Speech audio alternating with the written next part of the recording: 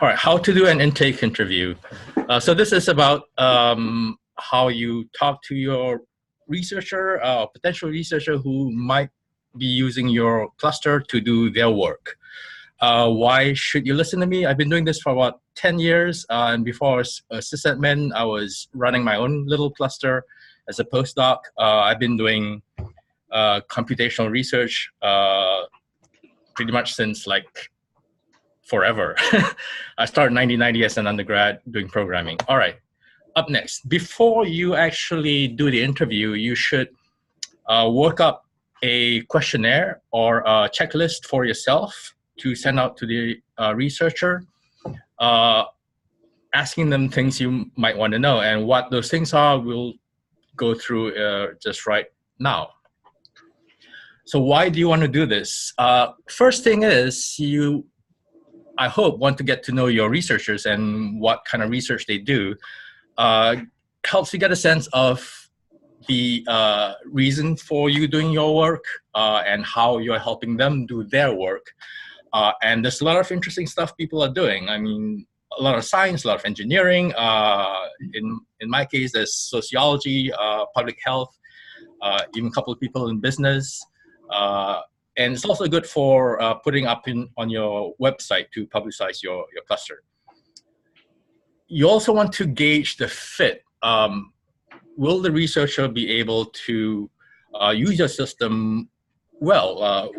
Can the work they do be served well by the stuff you have?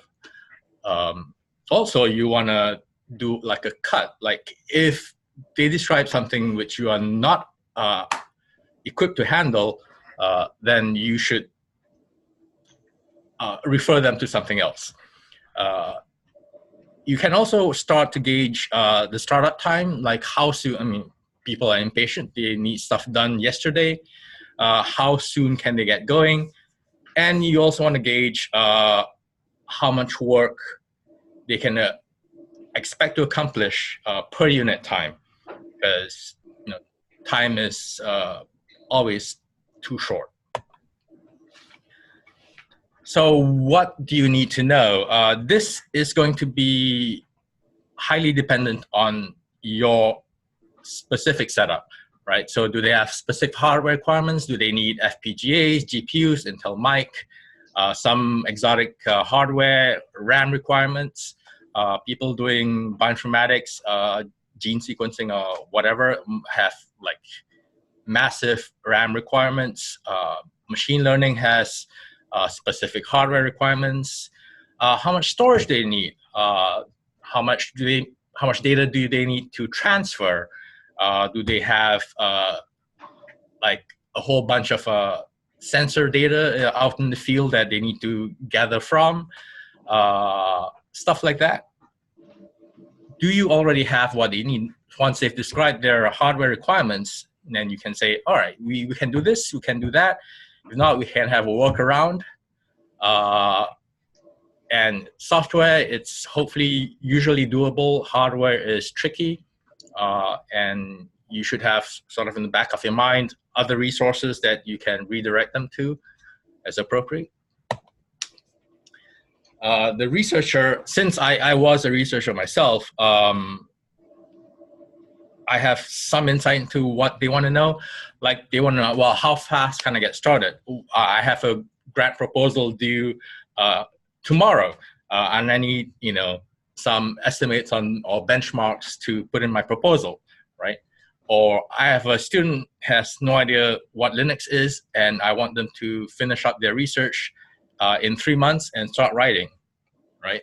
What about collaborators? What if they have collaborators from other institutions outside the country even? What about speed? How fast can they run? And why should they run on your system rather than on their desktop machine? How much storage can they get? Do they have backups? Because they might have a data management plan that they have to adhere to. How much will it cost? That's also a big one. And then grant proposal support. If they have a data management plan, maybe your institution's library already has a couple of people working on that, and they can help you work out the data management plan, and plan out the data archiving and access and retrieval, all that kind of stuff.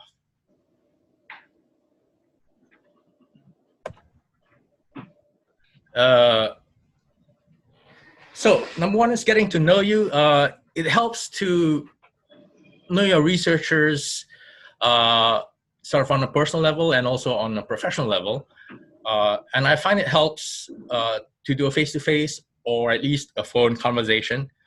There's a lot, especially for people who are unfamiliar with HPC, that's a lot that can be missed on paper or in email even. So as Dirk mentioned before, it's good to have an idea of like the big picture of what they want to accomplish. And also it helps to figure out like, well, how do they find out about you? Like, so then you can help focus your sort of PR campaign. They might jump ahead and that's fine as long as you have your little checklist and you cover all the things that you need to cover. All right, hardware, again, these are going to be highly dependent on your specific system, right? And you may have to help them figure out what their hardware needs are because they might have been doing stuff only on their laptop for the last X years, right? And so make plans with them or with their grad students to figure out what they need. And here's the little list. Number two, storage again. Figure out what they need. If there's something special they need to do, like, you know, do they need Lustre or GPFS or something like that? If you do have Lustre or GPFS, will the application work on those parallel file systems? If not, will they swamp your NFS so that other people can't do their work on the system? Because that's happened to me. How much scratch, backup, archive, that kind of stuff. Network fabric, if they're doing something like molecular dynamics, they're going to be very interested in very low latency networking. If they're doing machine learning, less so.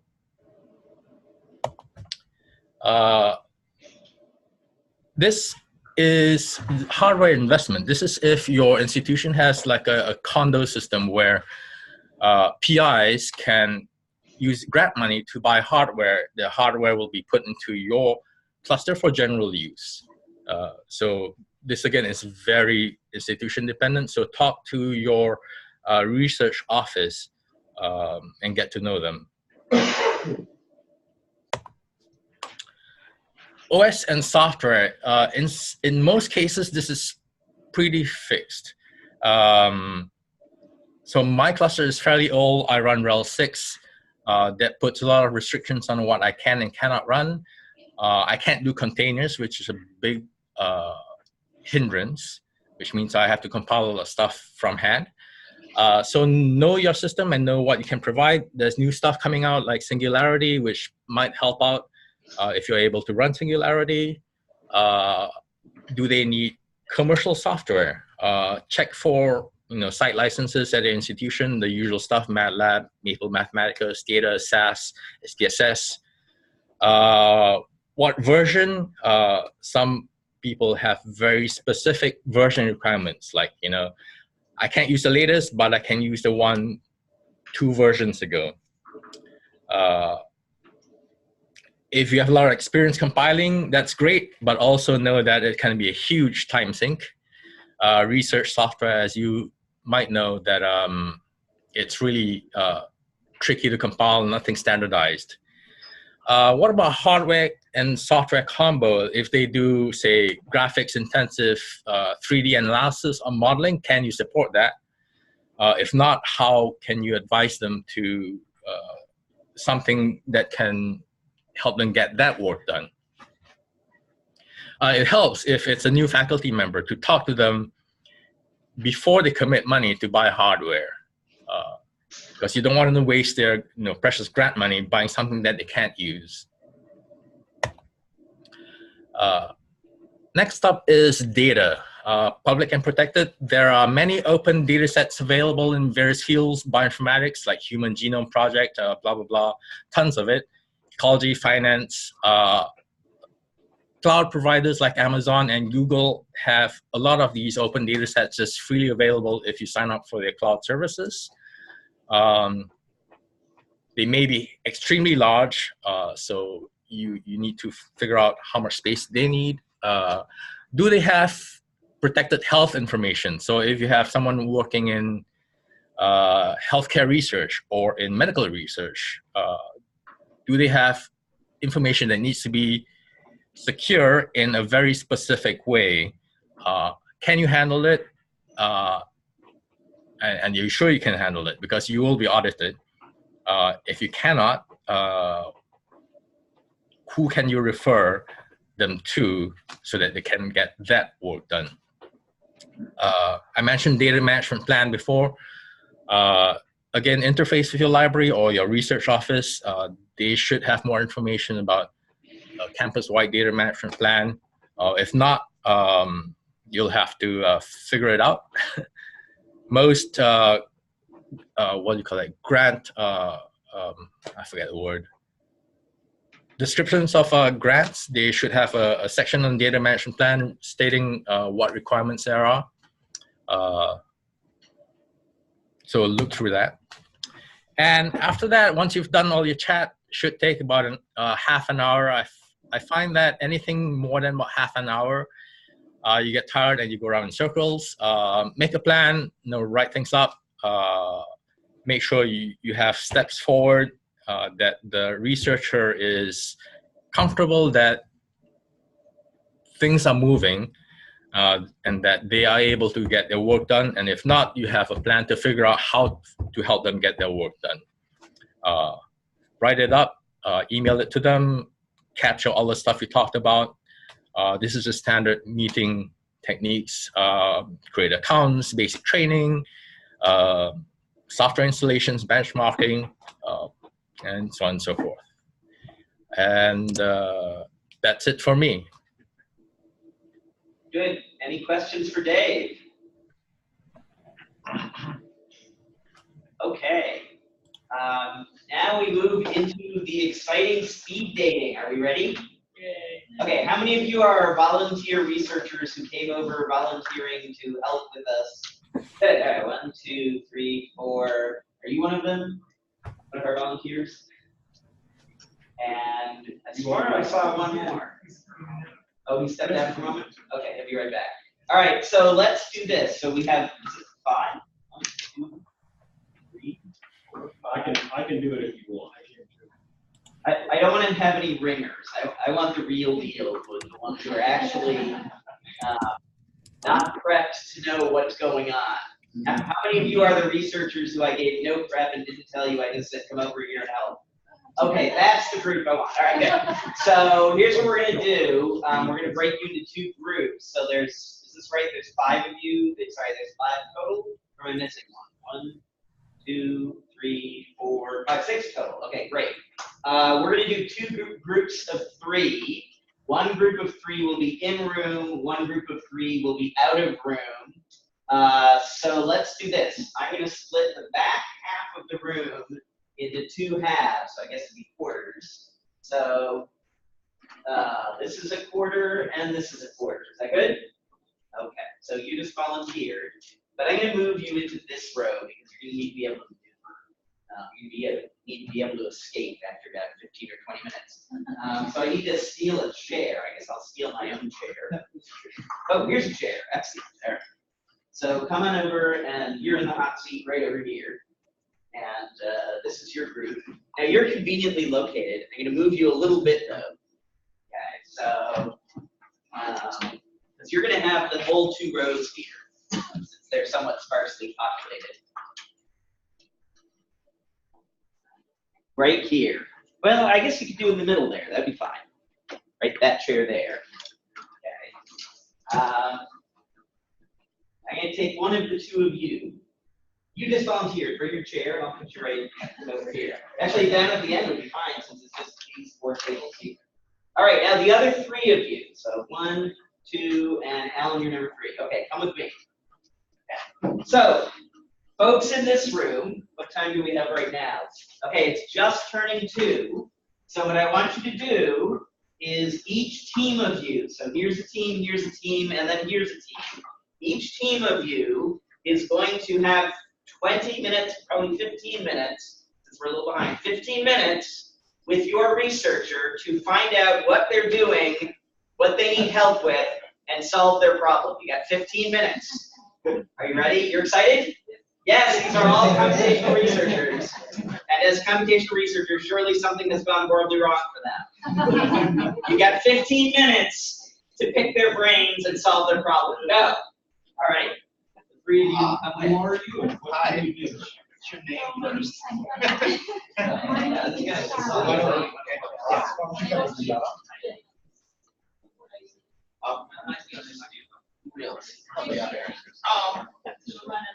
So you describe your research.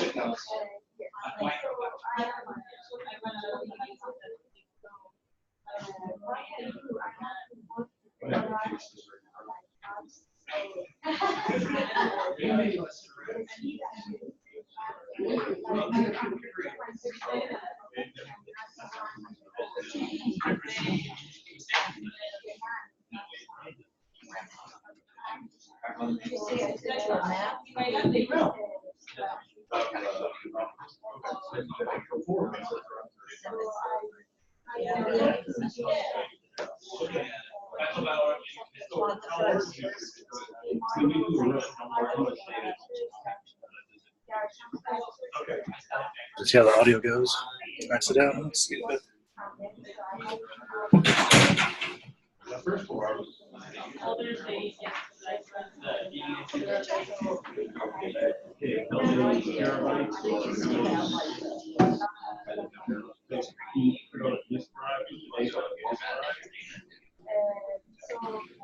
Breakout groups.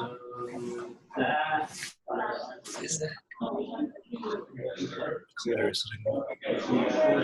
Oh, they ran off. Then you're gonna be better off on this one. Go over there and I will.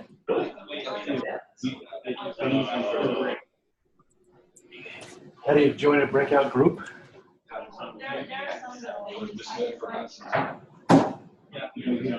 Okay. Is that? All right. Has she created the breakout rooms? How do you see? I'm not a. She's not a co-host. And what? She's not a co-host. Oh, I thought we were going to make her co-host. I'll be right back.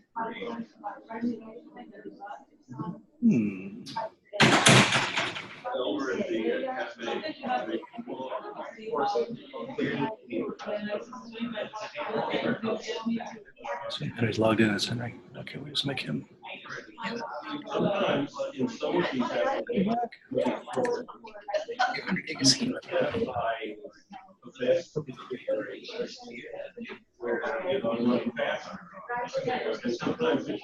I've never done a breakout in Zoom.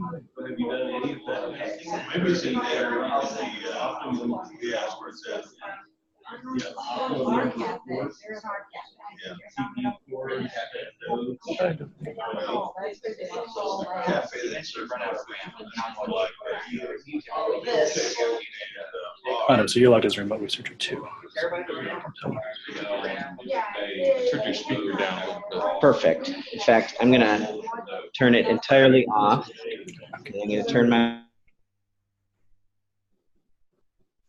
Can I change your name? Yeah, I can.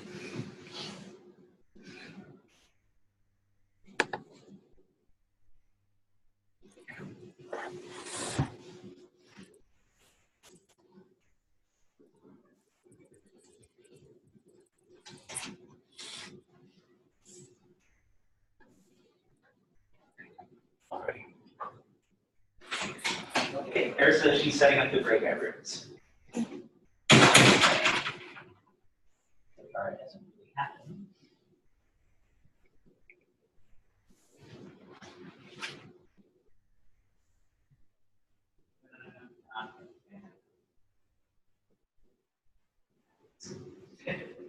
You gotta make it work. All right, so as soon as she gets the breakout rooms going, then it'll all be magic.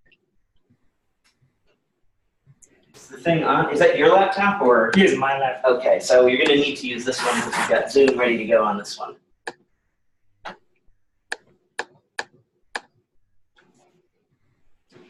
Okay, so I had to move, if you guys can hear me, I had to do this manually. I can barely hear you. Hang on, let me turn up my volume.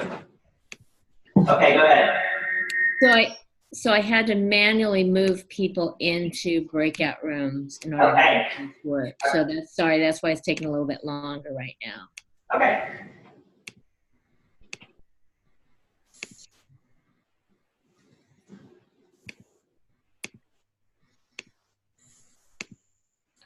Okay, but the problem is I have yet to see the researcher folks. So everybody should now be in a breakout room, except I can't see the remote researchers.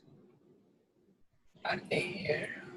Are each of those remote researchers? All across the country. Yeah, they should be labeled remote researcher.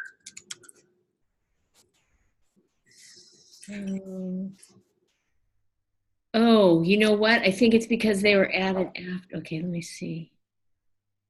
They're not showing up. Really? Hmm. I see remote researcher 2 and remote researcher 3. You're supposed to ignore remote. I see remote researcher 2 and remote researcher 3, and I'm on a Mac, so I don't know how to scroll. But they don't show up as somebody who can go into the breakout rooms. I don't know what that means. Okay, let's see. So everybody should start to be invited to a breakout. You guys getting invited to breakouts? Not yet. Where Somebody's mic is turned on. it is.